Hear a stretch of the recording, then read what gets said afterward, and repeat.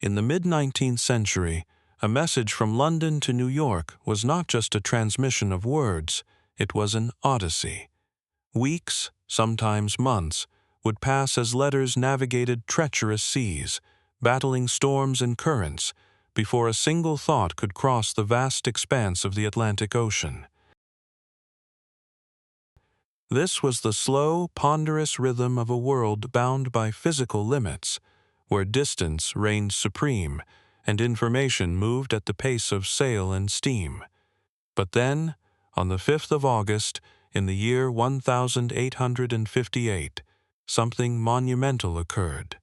A silent, unseen revolution that would fundamentally bend the very fabric of human reality.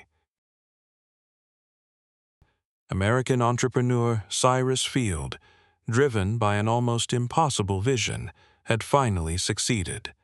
After years of colossal effort, repeated failures, and the laying of thousands of miles of cable across the Atlantic seabed, the first transatlantic telegraph cable was complete. It was an engineering feat of breathtaking scale, an underwater nerve stretching from Valentia Island in Ireland to Heart's Content in Newfoundland, connecting two continents for the first time with an invisible thread of electrical pulses. This was no mere incremental improvement, it was a seismic shift, transforming the world in ways no one could have truly foreseen. Consider the immediate impact. Queen Victoria sent the inaugural official message to President James Buchanan, a diplomatic greeting spanning 99 words. Before the cable, such an exchange would have taken an eternity, measured in the arduous passage of ships. Yet, this message traveled across 2,000 miles of ocean in just 17 minutes. A single, encoded thought, compressed into fleeting electrical signals, had annihilated the tyranny of distance. This instantaneous connection was not just a curiosity, it was a powerful catalyst that unleashed a cascade of real-world consequences, from dizzying stock market frenzies driven by real-time news to the prevention of potential military conflicts through immediate diplomatic exchanges. The very speed of information began to dictate events, rather than merely report them. This unprecedented acceleration of communication forced humanity to confront a new, almost alien reality. Before the telegraph, towns and cities across the globe lived by their own local time, often determined by the sun's highest point. But how could a single, critical piece of information be accurately coordinated across continents if every clock told a different story? The answer was revolutionary: the creation of standardized time zones.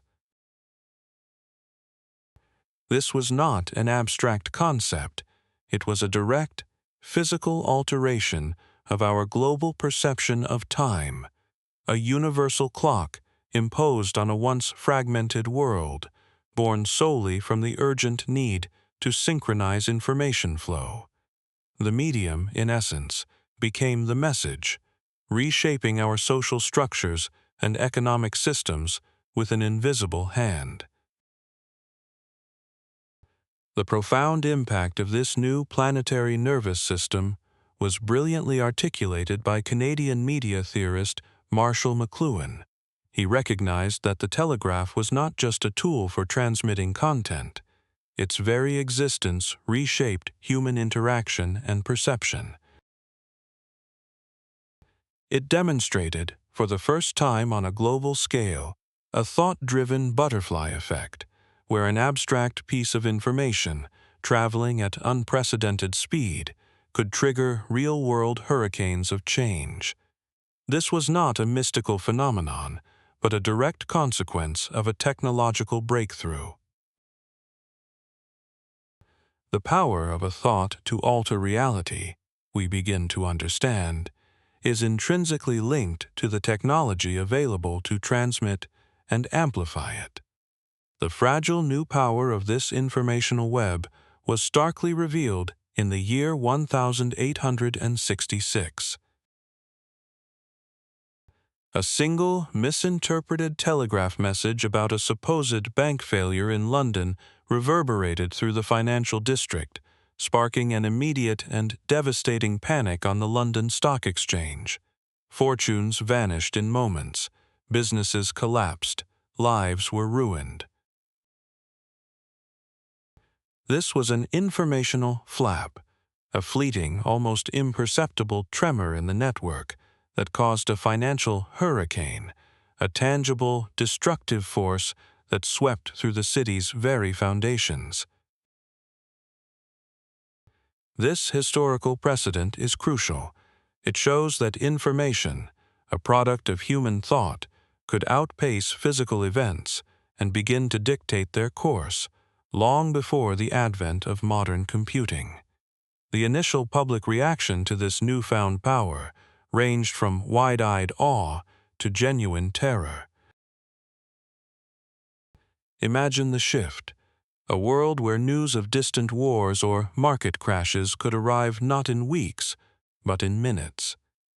Archives from that era reveal a society grappling with a sudden, overwhelming sense of interconnectedness, a dizzying awareness that a whisper on one continent could cause an earthquake on another. This set the stage for understanding how increasingly sophisticated information systems continue to warp our world today.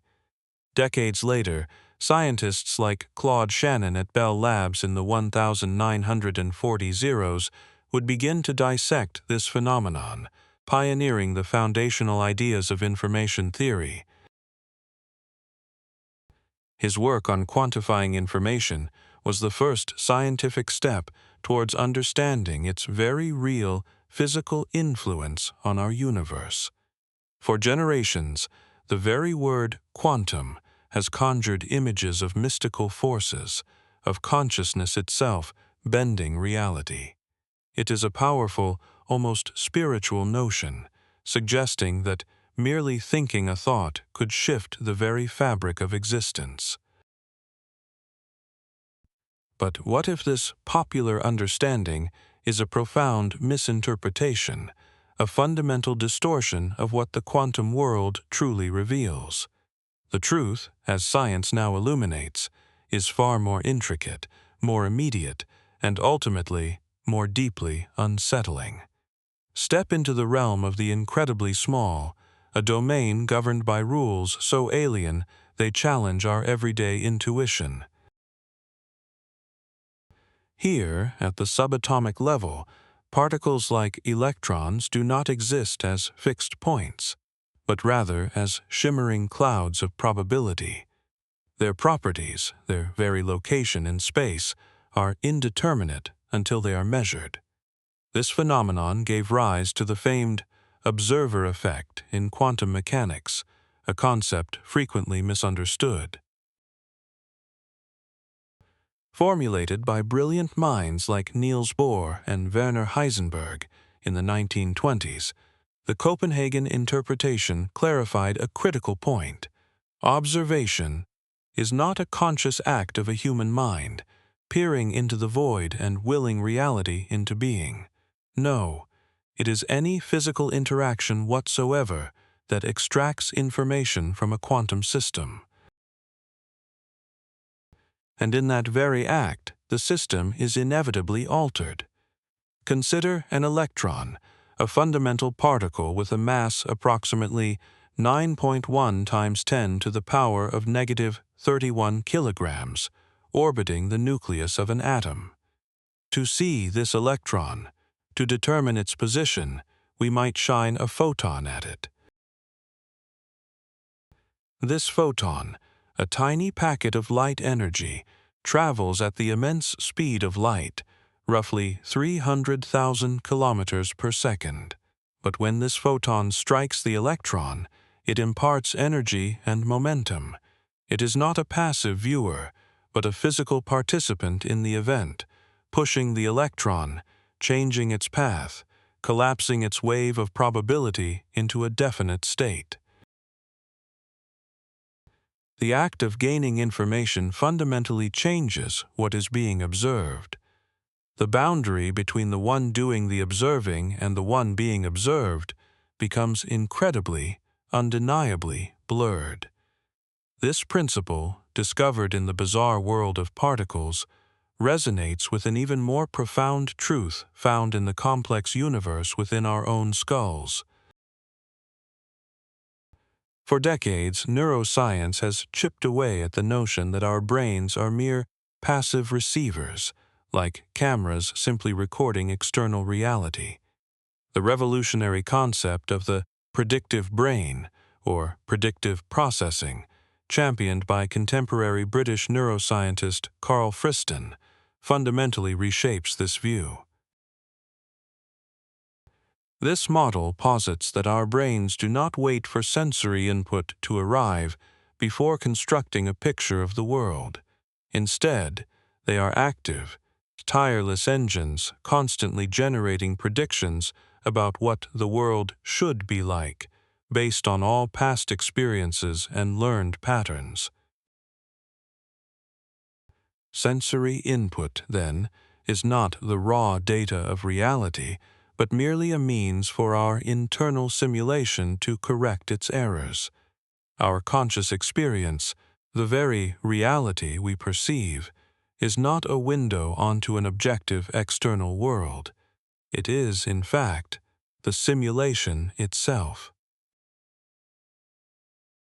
It is a reality constructed, moment by moment, by our own thoughts, expectations, and deeply ingrained beliefs about how things work. This is not a philosophical musing, but a verifiable scientific phenomenon. Witness the uncanny power of the hollow mask illusion. You see a concave face, the inside of a mask, yet your brain insists you are looking at a normal, convex face. Your poyers, your brain's deeply held belief that faces are always convex, override the raw visual data. Or consider the startling McGurk effect. Watch a person mouth one sound, say ga, while you hear a different sound, like ba. Your brain, trying to reconcile the conflicting visual and auditory information, creates a third, entirely different sound, perhaps da, that you literally hear. Your internal thought, your brain's expectation of coherence, literally overrides the sensory input. You are hearing something that isn't there, because your brain thinks it should be. This creates a powerful, astonishing analogy.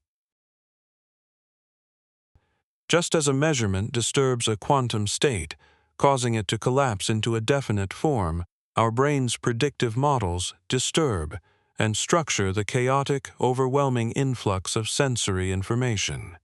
From a torrent of raw data, light waves, sound vibrations, pressure on the skin, our brain sculpts our subjective reality.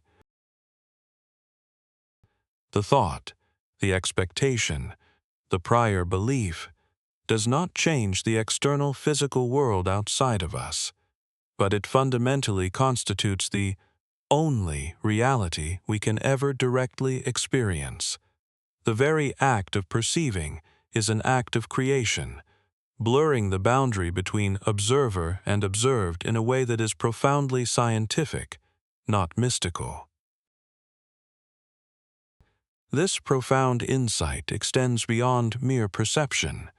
Philosophers like Alva Noé, in their work on embodied cognition, argue that our thoughts are not ethereal, disembodied processes occurring in a detached mind. They are intrinsically inseparable from our physical actions, our bodies, and the environment we interact with. Our brain's predictions are not just about what we see or hear, but about what we do, how we move, and how we engage with the world.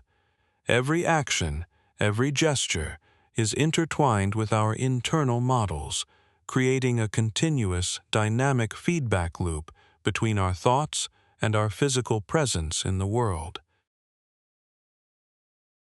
What if the very foundations of our cities, the armies that defend nations, even the landscapes sculpted by human hands, exist not as solid matter, but as crystallized thought? Consider the ubiquitous banknote in your hand, a mere piece of paper, or perhaps a fleeting digital entry on a screen. Its intrinsic value is almost zero. It cannot feed you, clothe you, or shelter you in its physical form. Yet, this abstract concept, this shared belief in its worth, directs the flow of physical resources across the globe with a power that can build soaring skyscrapers, mobilize vast military forces, and literally reshape mountains and rivers. Money, at its core, is a collective hallucination, a testament to humanity's unique capacity to forge tangible reality from consensual imagination. This profound ability to construct reality through collective agreement is not a new phenomenon. It underpins the entirety of human civilization. American scholar John Searle, in his work on what he termed institutional facts, illuminated how our world is built upon a complex hierarchy of such shared understandings. From the invisible lines that demarcate property boundaries on a map, which have no physical presence yet dictate ownership and rights, to the sprawling borders that separate nations, defining who belongs where and under what laws, these are not naturally occurring features of the physical world. They are powerful, real structures born solely from our collective thoughts and the agreements we reinforce, generation after generation. To grasp the immense, sometimes volatile, power of these collective thoughts, we can look back to the Netherlands in the early to mid-17th century. A seemingly innocent fascination with exotic flower bulbs spiraled into one of history's most notorious speculative bubbles, the Dutch tulip mania. By the year 1637, the price of a single rare tulip bulb, a small, unassuming, fleshy root, could soar to astronomical heights, exceeding the annual income of skilled craftsmen or even the cost of entire estates in Amsterdam. One celebrated anecdote tells of a single Semper Augustus bulb being exchanged for an entire thriving business, or even a dozen oxen, 4,000 pounds of cheese, and a silver cup. This was not about beauty or utility. It was a mass psychological event, a shared, feverish belief in ever-increasing value. The consequences were brutally real. Fortunes were amassed overnight, built entirely on the ephemeral belief that a flower bulb would continue to appreciate in value indefinitely. Then, just as suddenly, the bubble burst, and within weeks, vast sums of wealth vanished into thin air. Thousands of individuals were ruined, their lives shattered by the collapse of a market built on a shared thought, not on any underlying physical reality. This historical episode, often dismissed as a quaint anomaly, is a stark demonstration of how deeply collective beliefs can reallocate physical resources and dismantle economic systems. It highlights that the most solid-seeming aspects of our world can be astonishingly fragile if their foundations are merely shared ideas. This principle extends directly into our modern world, shaping entities that seem utterly concrete. Consider the corporation. A multinational giant, employing hundreds of thousands of people across continents, owning factories, ships, and intellectual property worth hundreds of billions of dollars, is fundamentally a legal fiction. It is a thought form, an abstract construct that exists only because we, as a society, collectively agree to grant it rights and responsibilities. We imbue it with the capacity to enter contracts, own property, and be sued, even though it has no physical body, no single brain, no discernible existence beyond the shared belief systems enshrined in our laws and institutions.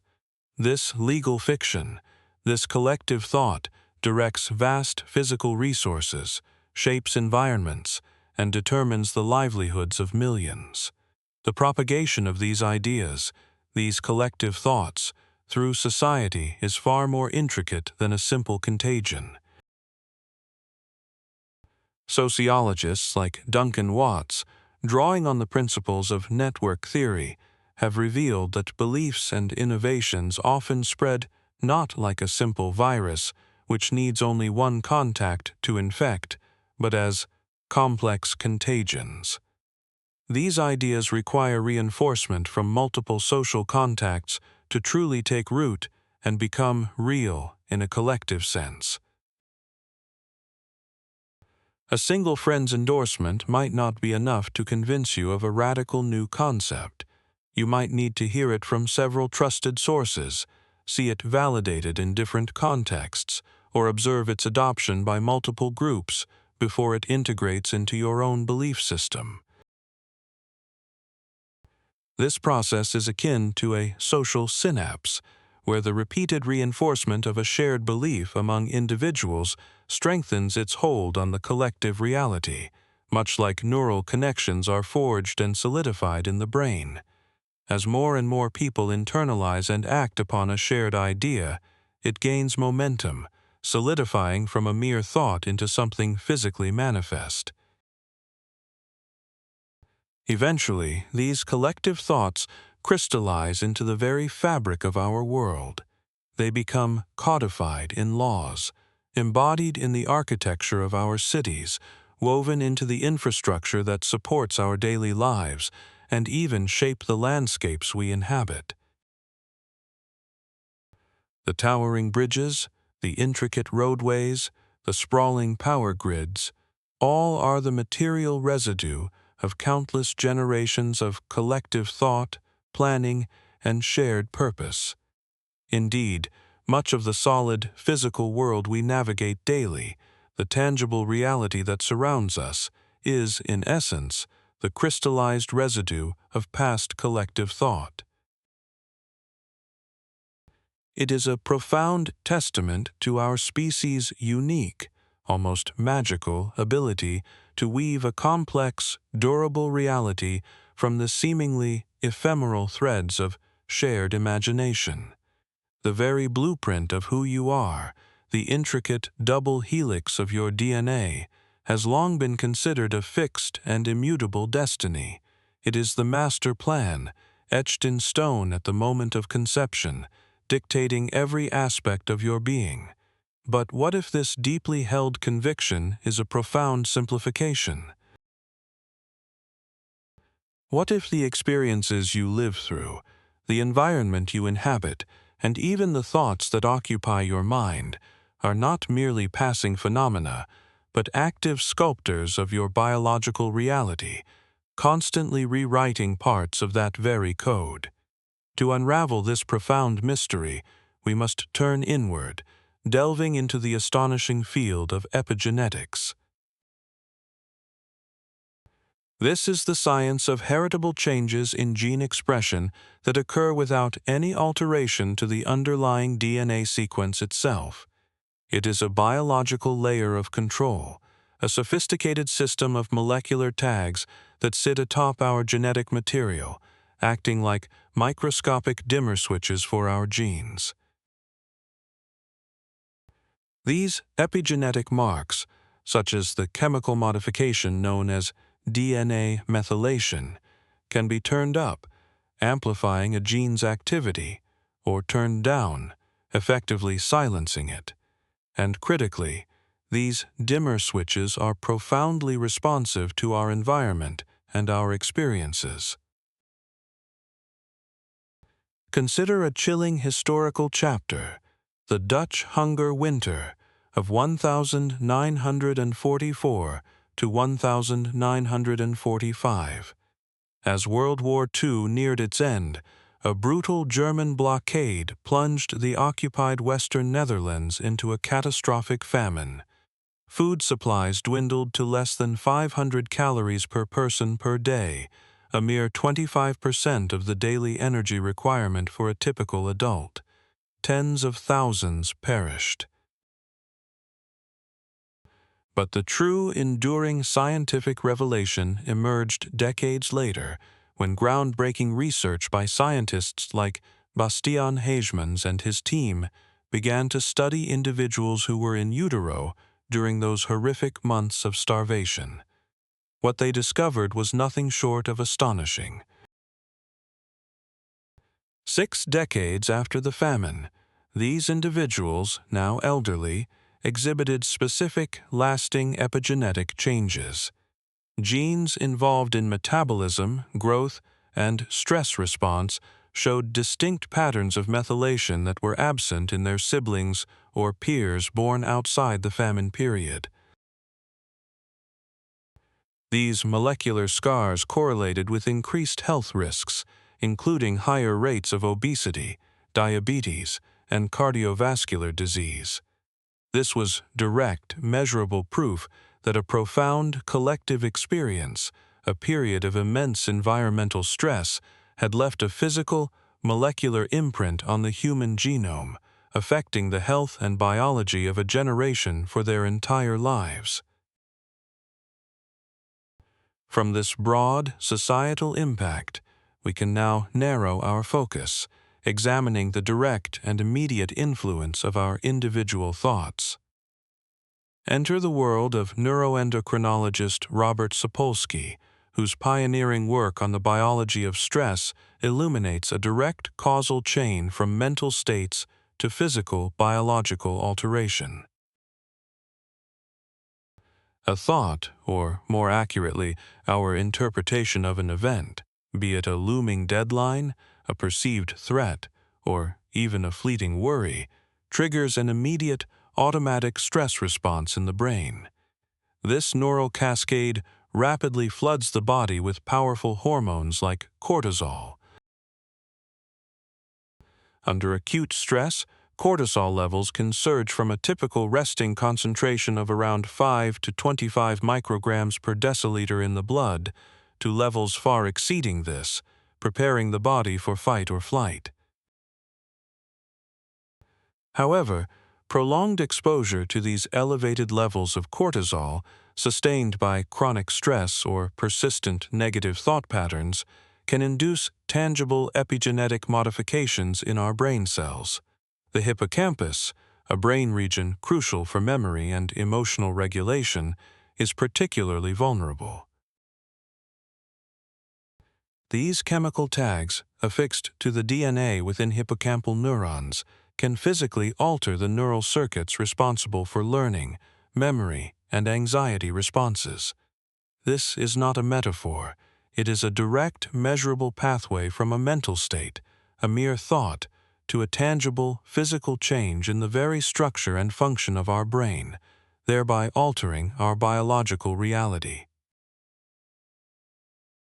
Further research, exemplified by the work of Michael Meany on maternal care in rats, reinforces this profound connection. Pups raised by nurturing mothers, who frequently licked and groomed them, developed different epigenetic profiles in their hippocampus compared to those with less attentive mothers.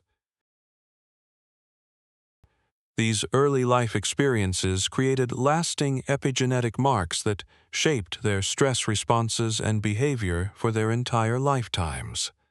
The pups, with more nurturing care, grew up to be calmer and less anxious, a direct result of their early environmental interactions physically altering their gene expression. This reveals that the mind-body dualism, the ancient philosophical idea that our mental and physical selves are separate entities, is a false dichotomy. Our thoughts, our feelings, and our experiences are not ephemeral, insubstantial whispers in the void. They are constantly engaged in a profound physical dialogue with our DNA, a dynamic conversation that sculpts the very biology that makes us who we are, influencing not just our present health, but potentially the biological legacy we pass on to future generations.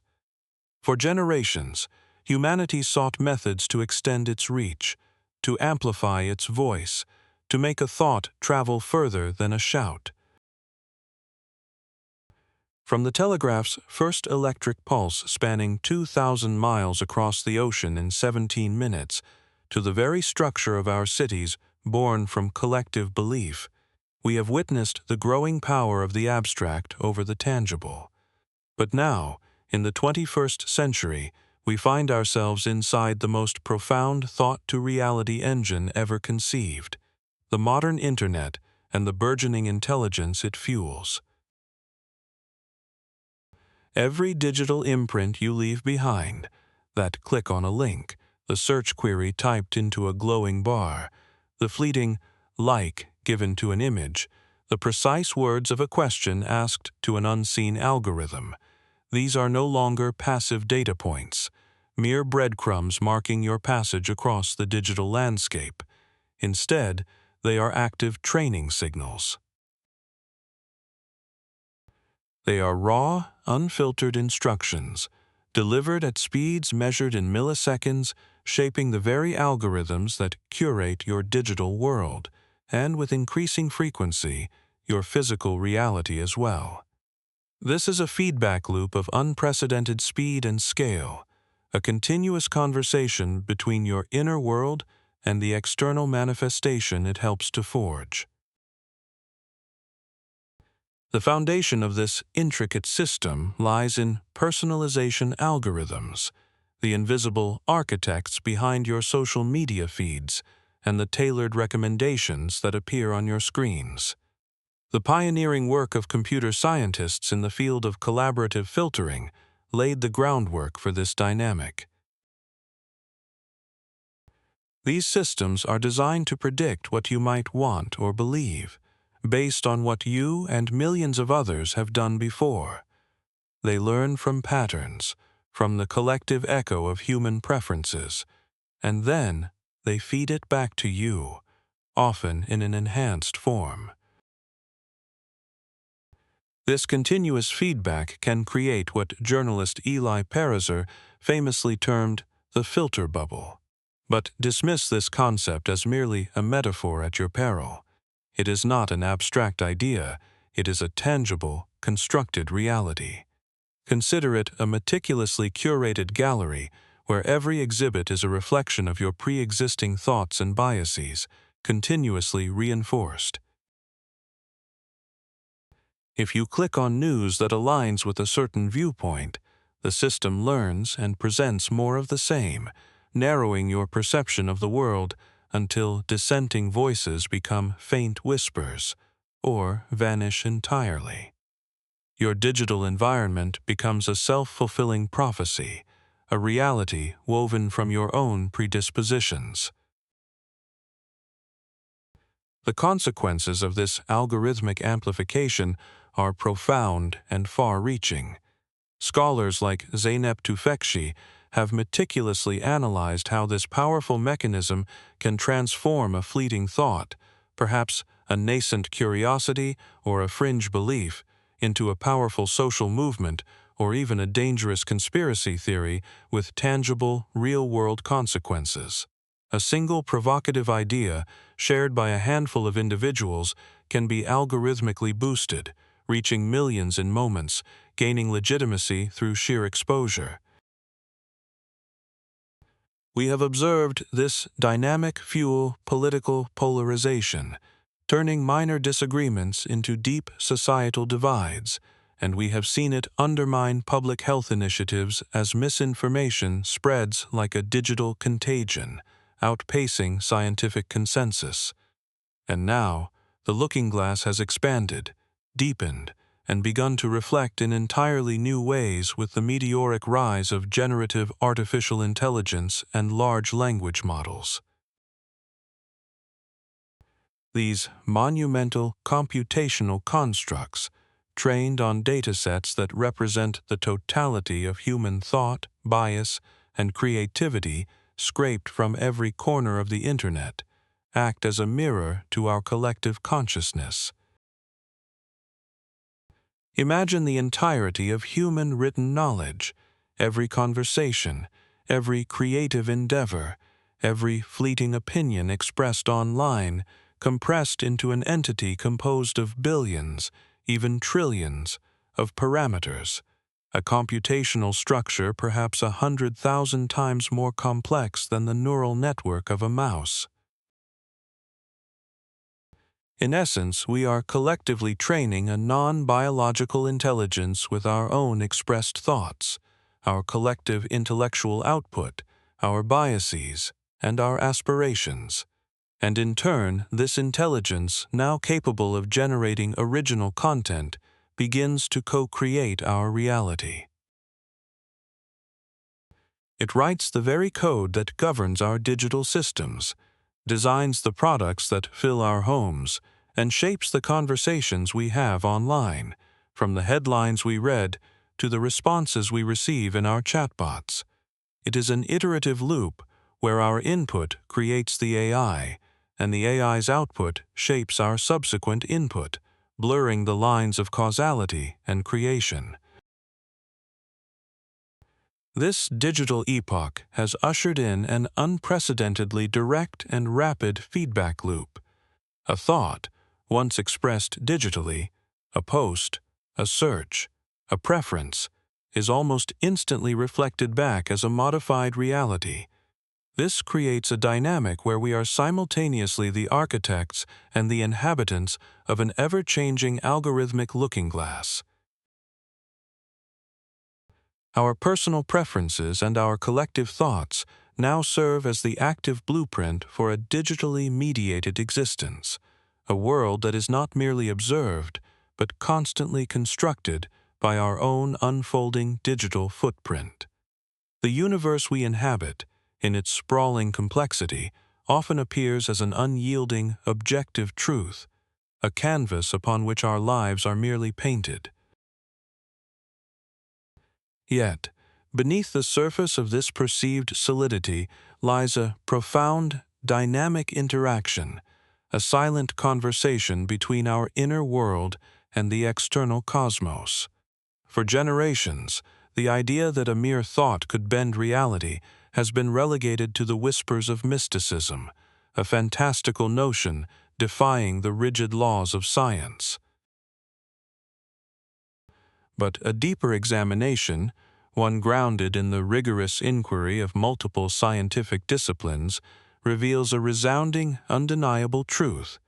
A thought can, and does, change reality, not through some inexplicable magical quantum consciousness, but through a series of interlocking, scientifically verifiable causal chains operating across scales from the subatomic to the societal.